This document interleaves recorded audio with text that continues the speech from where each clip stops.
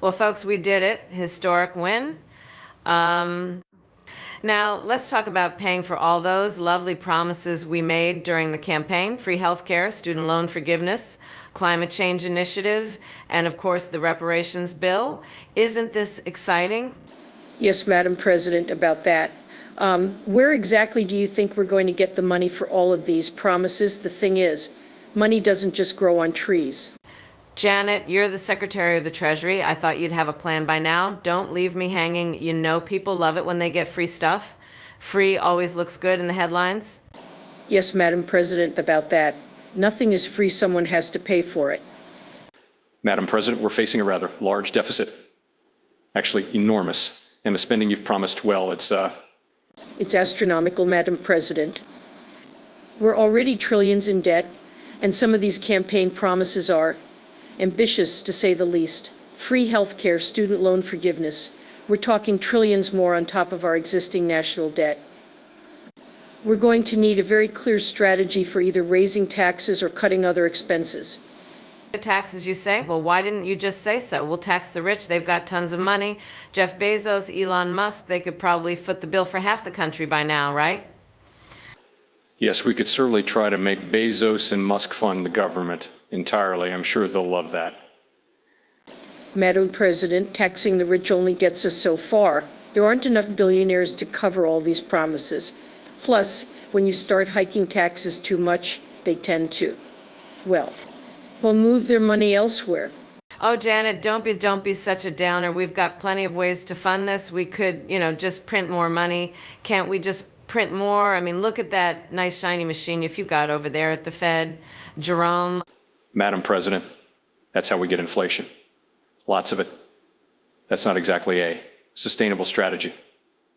Oh, come on, Jerome, a little inflation never hurt anybody. It's just numbers, right? I mean, prices go up, but so do wages. Simple. It all evens out. Plus, we can just blame it on global supply chains or Putin's war and, spin it. That could seriously destabilize the economy. Madam President, you can't just. It's simple. Let's just do it this way. We just need to borrow the money. After all, we're a country with great credit. Borrowing money is one thing, but the scale of this proposal is unprecedented. Have you considered the long-term economic impacts? Oh, Janet, relax. Think of it like a giant credit card with no limit. We'll just ask the Fed to create more money and everything will be fabulous. Madam President, you can't just print money and hope everything works out. The long-term effects could be severe.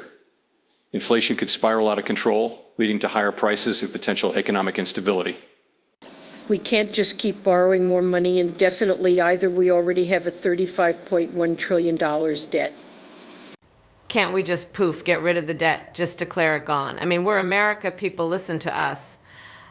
It doesn't exactly work that way. Our creditors, countries like China, might have a problem with us just proofing the debt. Oh, China, they owe us too, don't they? Let's just call it even.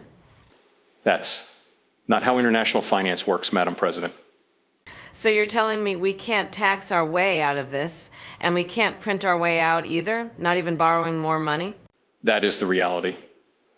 All right, let's think outside the box. What if we sell something like government assets? I've seen those auction shows. People will buy anything. So what exactly?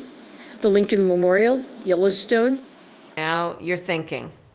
Are we seriously discussing selling the Lincoln Memorial? All right. I'm just brainstorming here, guys. I have an idea. We could sell naming rights to monuments. How about the Tesla White House or Amazon's Grand Canyon? They've got the cash, and think of the branding. Well, if nothing else, it'll make four.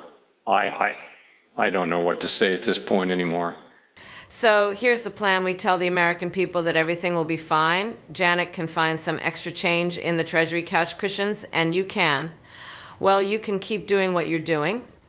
This economy will fix itself. After all, it's all about confidence, right? Confidence only goes so far. We're talking numbers, not just vibes. Janet, you and your numbers, don't worry about it. We'll handle this the same way we handled the election. Lots of speeches, hashtags, and feel-good moments. America will love it. So we're doomed